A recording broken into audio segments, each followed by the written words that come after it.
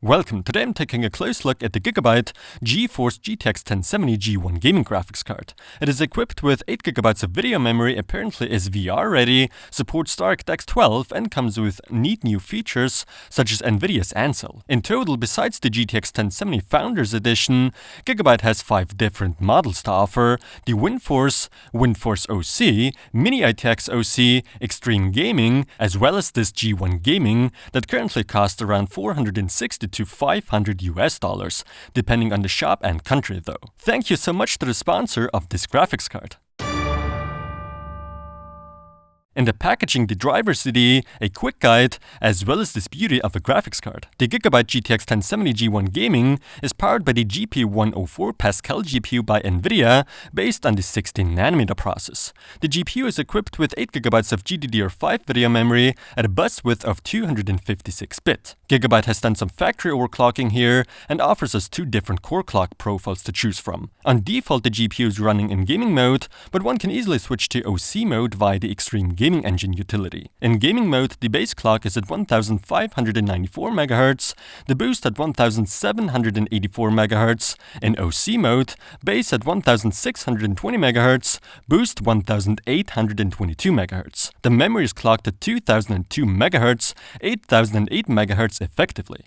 As for the interface, it's PCI Express 3.0 x16 and the TDP is at roughly 150 watts. This graphics card only requires a single 8-pin PCIe power connector, and in terms of video outputs, it comes with a dual-link DVI-D output, a single HDMI 2.0B, as well as 3 DisplayPort 1.4 outputs. As one would expect, all the common APIs are supported, with the main ones being DirectX 12 and OpenGL 4.5. When it comes to multi-GPU configurations, up to 2-way SLI supported with Nvidia's new high bandwidth SLI bridge. The GTX 1070 G1 Gaming measures in at a length of 28.6 cm. The G1 Gaming model of the GTX 1070 features Gigabyte's powerful, brushed-up WindForce 3X cooler, equipped with 3 90mm fans, sporting a new unique blade fan design that apparently should enhance the airflow while keeping the noise level down to a minimum. 2 composite copper heat pipes make direct contact with the GPU, and the WindForce 3X cooler, in fact, is semi-passive thanks to the 3D active fan feature, which means the fans won't be spinning at all under a specific GPU load or temperature. The LED indicator on the side will provide an instant update on the status of the fans and obviously lights up when the fans are stopped. For further customization, this graphics card also comes with 16.8 million color RGB LED lighting with numerous effects such as RGB spectrum cycling, breathing, flash, dual flash, audio flashing, consistent, and variable brightness based on style, temperature, GPU utilization, clock, voltage,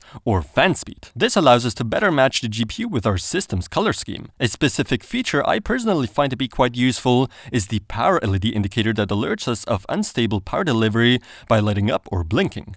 The beautiful solid metal backplate not only complements the sleek clean aesthetics, but also provides protection and rigidity. We all know manufacturers such as Gigabyte promise great durability with only highest grade chokes and capacitors on the PCB, and compared to Nvidia's Founders Edition of the GTX 1070 with a 4+1 power phase design, this G1 Gaming model features a 6+2 design instead, which leads to a lower temperature overall and more stable voltage output, thus leading to better overclockability. Additionally, Gigabyte is apparently sorting out only the very best GPUs for higher overclocking capabilities. The shroud with the new color scheme of black and orange looks quite different from what we've seen in the past by Gigabyte, but I certainly do like this simpler yet aggressive approach on here. The shroud unfortunately is not out of metal, but a use of plastic definitely makes the card lighter, especially for its size. The black PCB further emphasizes the overall clean appearance. It is recommended to install Gigabyte's Extreme Gaming Engine utility, since it gives us full control over the graphics card's behavior and illumination. This piece of software comes with lots of options, suitable for beginners and advanced users. Manual overclocking sure does work here, and one can also add and save profiles. The fans, as expected, are controllable as well. On default, this GTX 1070 runs in gaming mode, so that's the setting I'm going for the benchmarks. We'll start off with 1080p and we'll then move on to 2160p, also known as 4K.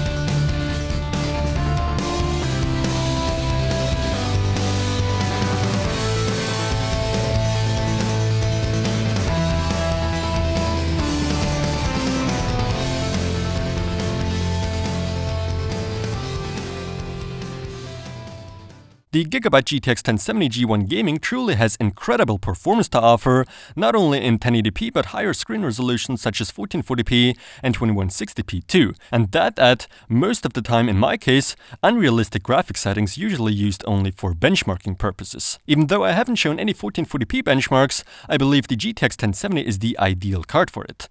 Gaming at 2160p 4K certainly is possible, but depending on the game and settings you're playing at, even this powerful GTX 1070 does struggle from time to time. This G1 gaming model performs very similarly to the previous generation GTX 980 Ti G1 gaming GPU by Gigabyte, while running cooler, quieter, and being much more power efficient. The WindForce 3X cooler does a great job keeping the GPU's components cool, and on idle or even under light gaming loads, the 3 fans do not spin, therefore don't produce unnecessary noise. Furthermore, this G1 gaming model really managed to impress me to the fullest when it comes down to the aesthetics, should that be of any importance. It sure goes nicely with the rest of my system. So to sum it up, the Gigabyte GTX 1070 G1 Gaming is an incredible graphics card that has outstanding performance to offer and even handles demanding resolutions such as 4K quite well. It runs fairly cool and quiet, although under load, the 3 fans certainly are audible. The 8GB of GDDR5 video memory,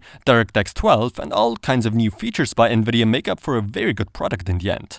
Gigabyte's final touch leads to even more power, and with the help of the Extreme Gaming Engine utility, there's room for lots of customization. The G1 gaming version definitely ranks among the best looking GTX 1070s in the market in my opinion, although clearly that's a matter of taste. But what about the price-performance ratio of this Pascal-powered graphics card? Priced at $460 to $500, compared to the performance offered, it doesn't seem bad, but admittedly there are a bit more affordable models out there too. I can definitely recommend this Gigabyte GTX 1070 G1 Gaming. Truly a beast of a graphics card that deserves my gold award. Thanks for watching, don't forget to subscribe, and visit my website to sometimes see videos there earlier.